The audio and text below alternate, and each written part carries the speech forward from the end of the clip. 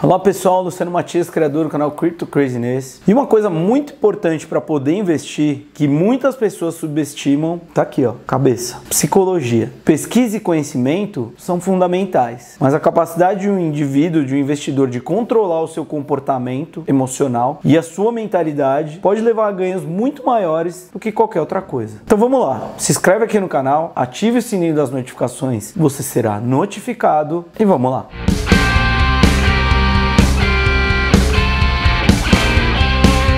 Até os melhores investidores do mundo às vezes podem cair em seus próprios vícios emocionais e perder dinheiro com isso. As habilidades de finanças, matemática financeira, pode até ser ensinadas em qualquer escola de negócios, mas dominar a psicologia do investimento e as próprias emoções é um conjunto de habilidades bem difícil, muito mais complicado de se aprender e só pode ser aperfeiçoado no dia a dia, em campo. Um dos melhores livros que eu já li sobre isso é esse aqui, ó, A Psicologia Financeira de Morgan Housel, sócio do Collaborative Fund, é um best-seller do New York Times. Excelente esse livro, muito recomendado. O livro, com 20 capítulos, cada um deles uma lição, fala muito mais sobre comportamento do que dinheiro, com ótimos exemplos de pessoas que construíram um patrimônio, uma liberdade financeira por conta do seu comportamento e do seu mindset, e não por conta das suas finanças. Mesmo não sendo um investidor cripto, Morgan Housel ele não é investidor cripto, as lições dele são muito valiosas,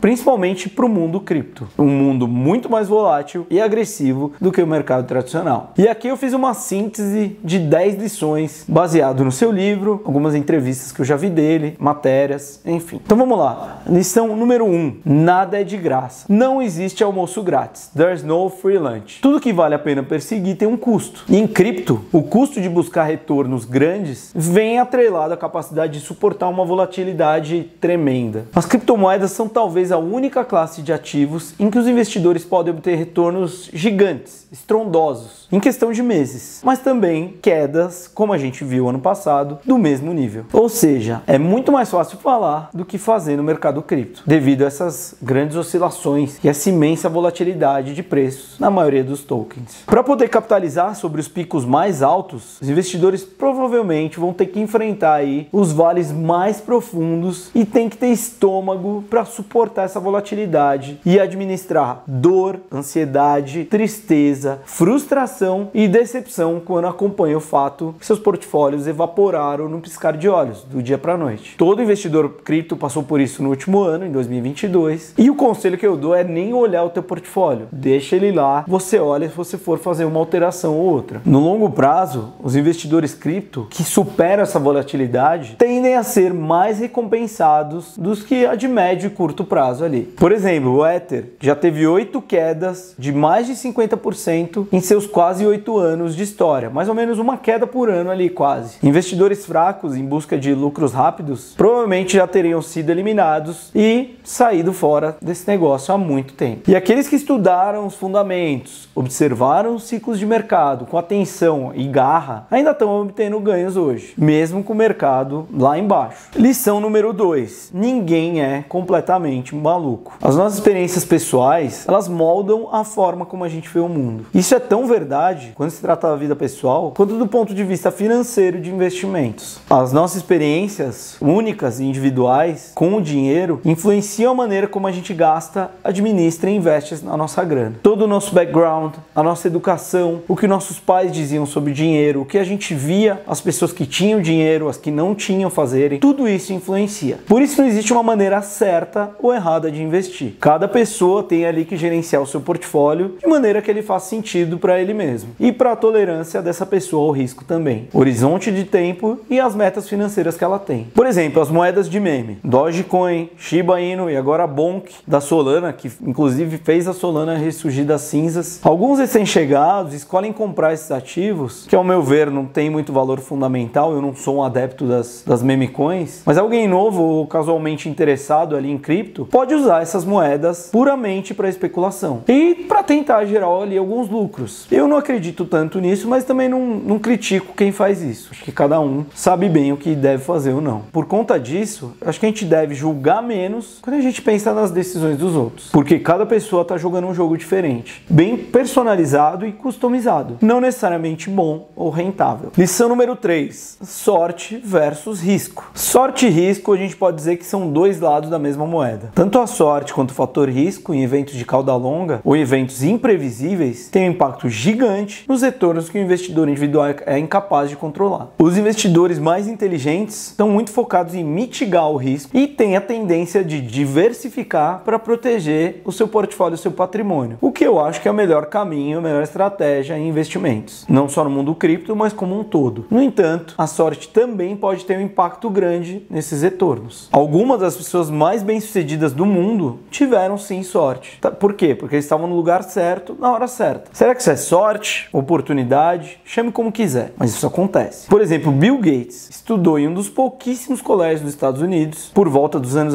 60, que tinha um computador disponível, livre acesso a ele. Será que ele teria fundado a Microsoft se ele não tivesse despertado esse prazer, esse amor, esse interesse por computadores nessa época? Fica difícil dizer, mas o provável que talvez não nessa magnitude. Esses golpes aleatórios de sorte muitas vezes podem distorcer as percepções dos investidores, levando eles a tentar replicar o sucesso que muitas vezes é irreplicável. Se inspirar em uma pessoa que teve condições completamente diferentes da sua não é um bom caminho. Para mitigar isso, o Morgan aconselha o investidor a tentar olhar para as pessoas ou qualidades que eles podem imitar de forma realista. Uma história mais parecida com a sua é um caminho melhor. Lição número 4. Tenha o suficiente. A ganância é uma merda e vicia. Todas as vezes que eu tomei uma decisão baseada em ganância, e eu já tomei algumas, eu me dei mal. Imagino que seja assim com a maioria das pessoas. O desejo de ter mais, ele não é ruim, pelo contrário, ele é muito bom quando é administrado com moderação. Por quê? Porque ele motiva as pessoas a trabalhar mais, buscar novos empreendimentos e melhorar a qualidade de vida. Mas a ganância é um ponto fraco do ser humano que pode levar a uma tomada de riscos imprudentes e isso é muito perigoso. Isso é especialmente amplificado no mercado cripto, onde os mercados funcionam 24 horas por dia, 7 dias por semana e o FOMO, Fear of Missing Out, ou medo de perder alguma informação, corre solto e afeta assim a qualidade de vida de muitas pessoas. Eu mesmo já me peguei muito ansioso muitas vezes por conta do FOMO, de perder alguma informação importante, perder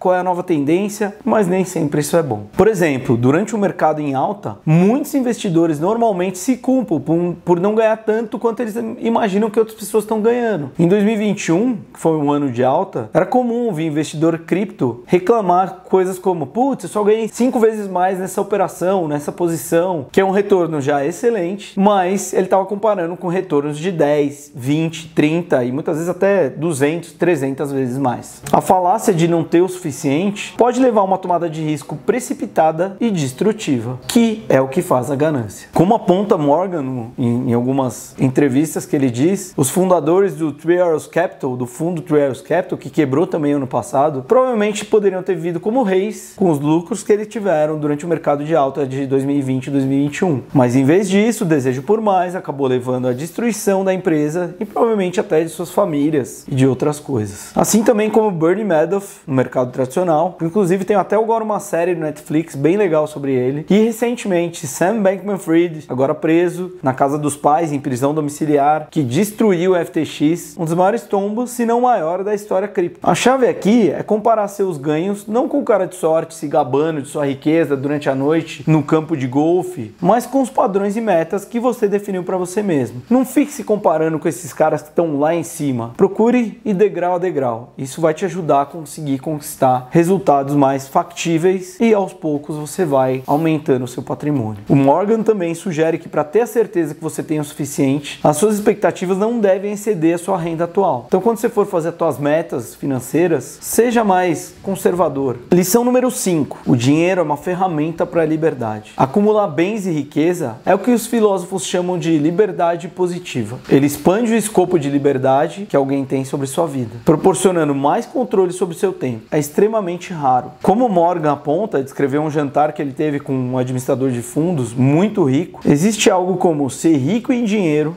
e pobre de tempo, ou estar bem financeiramente. Ser rico em dinheiro e pobre de tempo não me parece uma coisa muito boa. Você não tem tempo para aproveitar a riqueza que você construiu. Então o ideal é que a gente procure o equilíbrio e galgar os degraus aos poucos. Riqueza número 6. O poder da composição e dos juros compostos. Um ditado muito comum no mercado de investimentos é: juros compostos são a oitava maravilha do mundo. Embora seja fácil se distrair com as flutuações de curto prazo no mercado, os investidores muitas vezes esquecem que retornos realmente excelentes, de baixo risco, vêm dos juros compostos e dessa composição ao longo do tempo. Um exemplo excelente, ninguém mais, ninguém menos, é Warren Buffett, que é conhecido por pensar em seus investimentos em um grande horizonte de tempo. O oráculo de Omaha, como ele é conhecido, acumulou uma fortuna de mais de 97,5 bilhões de dólares, com 96% dessa riqueza acumulada depois que ele fez 59 anos de idade. É claro que o Buffett também é um gênio dos investimentos e que tem o dom de fazer apostas ali realmente boas, realmente excelentes, eu diria. Mas a gente pode ver que grande parte da riqueza de Buffett pode ser atribuída ao simples fato dele ter passado tempo suficiente no mercado para gerar retornos massivamente compostos.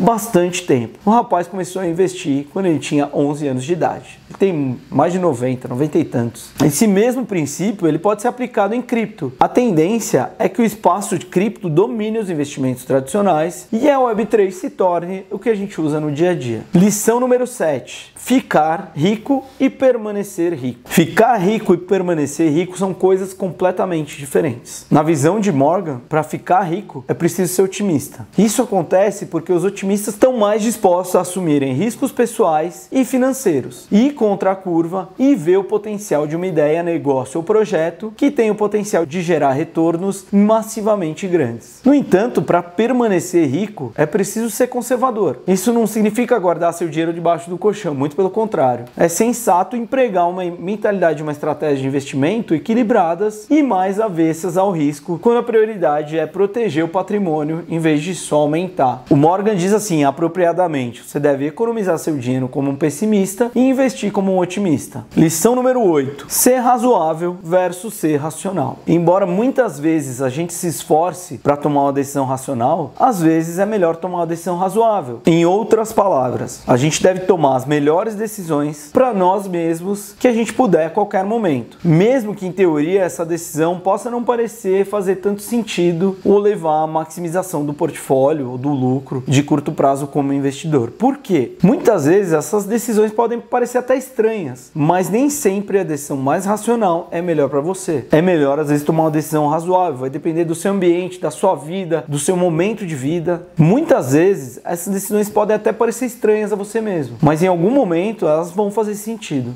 Eu nunca investi na Terra Luna, por exemplo, e nem através da FTX, embora eu tivesse conta lá. Quando o mundo caiu para esse projeto, eu até comentei com a minha esposa. Eu falei, puta, acho que eu tive sorte, porque por nenhum motivo eu fui por esse caminho. E ela me disse assim, mas não foi sorte.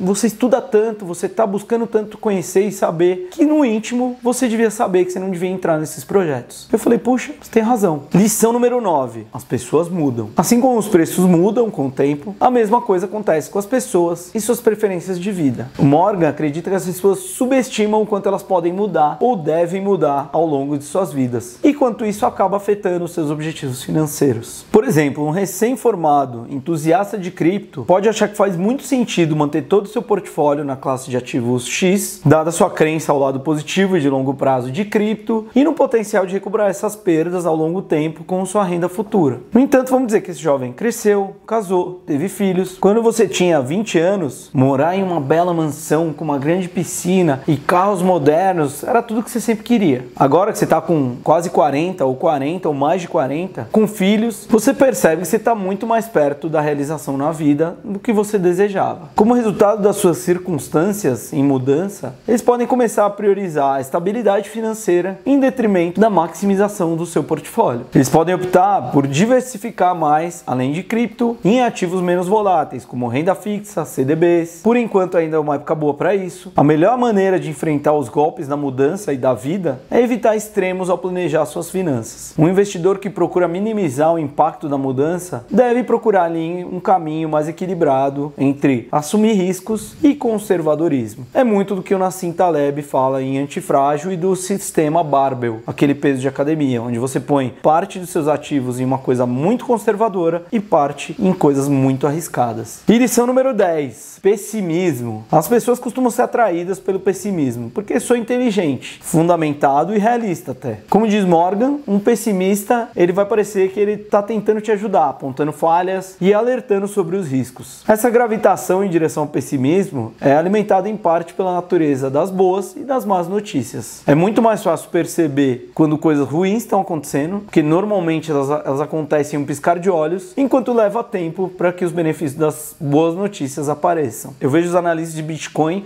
a maioria promove suas ideias de um preço para baixo em vez de para cima. Que se eles não forem para cima, eles não vão ser criticados de falar que o Bitcoin cairia a $5.000 ou a $10.000. Outros exemplos já citados são a Terra Luna, FTX, além de outros que a gente teve em 2022, que perderam bilhões de dólares em apenas alguns dias. Um pessimista cripto pode apontar isso como uma razão pela qual o cripto como um todo é um fracasso. Não, isso aí, o mercado cripto é uma bosta, isso aí, veja FTX, veja a Luna. No entanto, ao fazer isso, um pessimista ele vai ignorar o fato de que nos últimos 14 anos, o mundo cripto já conseguiu criar um ecossistema de trilhões de dólares, soberano, robusto e resiliente, capaz de resistir a eventos extremos como esses que aconteceram em 2022. Um otimista, ele destacaria que apesar do caos, ainda estamos de pé. Ainda estamos aqui e ainda estamos construindo. Então sim, o pessimismo ele normalmente pode vender e vende, mas geralmente vale ser otimista no longo prazo. E como já diria o próprio Morgan Housel, lidar bem com o dinheiro não tem a ver com o que você sabe, não tem a ver com onde você estudou ou como você é inteligente, mas como você se comporta.